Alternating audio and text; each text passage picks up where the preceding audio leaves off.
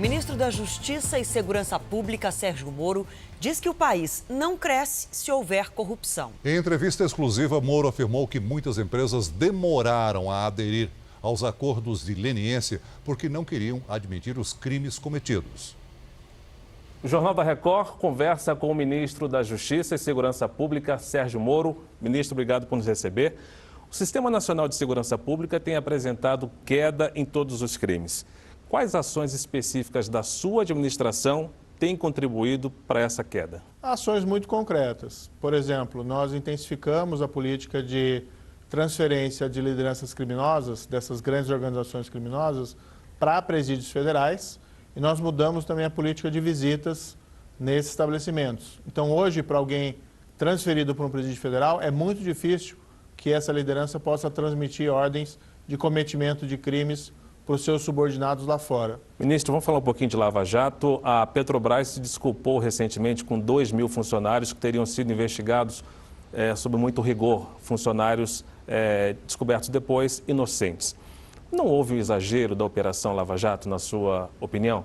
Não, de forma nenhuma. Pelo que eu entendi, ali seriam investigações internas que foram instauradas, né, para verificar se havia envolvimento desses servidores nos crimes.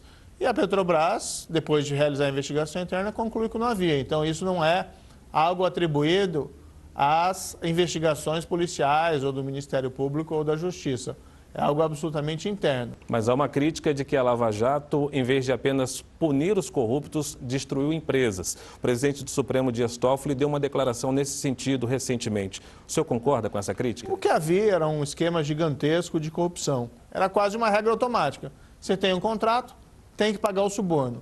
Eu chamo isso de corrupção sistêmica. Então, isso é muito grave, porque impacta a saúde da empresa. Então, veja, o combate à corrupção, ele, na verdade, melhora o desempenho econômico, melhora a eficiência econômica. Mas as grandes empreiteiras, construção naval, não foram muito prejudicadas, ministro? Não bastava apenas prender os executivos e deixar os negócios continuarem?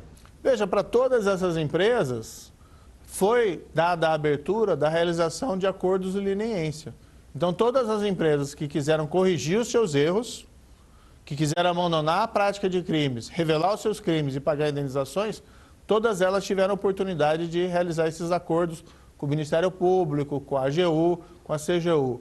Houve, porém, algumas que demoraram demais, que insistiram muito em afirmar que não tinham problema nenhum, que eram inocentes, e muitas dessas, na verdade, queriam continuar sem responder pelos seus crimes, ou mesmo cometendo esses crimes. O senhor é muito cobrado por não repercutir casos em que envolve excessos ou crimes cometidos por policiais, como, por exemplo, em Paraisópolis, São Paulo, e o caso da menina Ágata baleada no Complexo do Alemão, no Rio de Janeiro. Por que o senhor evita repercutir esses assuntos, ministro?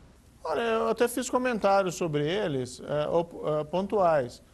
Veja, esses casos aconteceram no âmbito das polícias estaduais. As polícias estaduais estão subordinadas aos respectivos governos estaduais. Então, a responsabilidade primária, né, não é do governo federal sobre esses casos.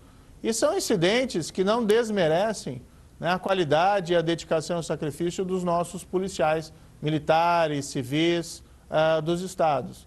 Então, assim, existem os órgãos de controle, os órgãos responsáveis pela investigação de apurar o que aconteceu, e eles estão atuando. Então, não tem necessidade de alguma intervenção do ministro da Justiça ou do governo federal. Segundo pesquisas, o senhor é o ministro melhor avaliado no governo Bolsonaro.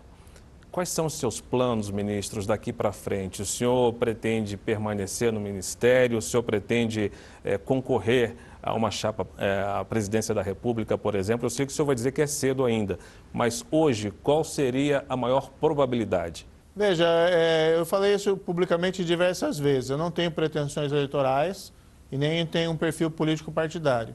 Eu fui convidado pelo presidente Jair Bolsonaro em 1º de novembro de 2018, logo após as eleições, e nós assumimos um compromisso, que é o entendimento comum, que nós temos que ser duro na forma da lei contra o crime organizado, criminalidade violenta e contra a corrupção. Essa tem sido a missão principal dentro do Ministério da Justiça e Segurança Pública, e o compromisso com o presidente. E, por sua vez, o presidente, o compromisso com seus eleitores, e que, no fundo, nós dois compartilhamos a mesma posição quanto a esse problema da criminalidade.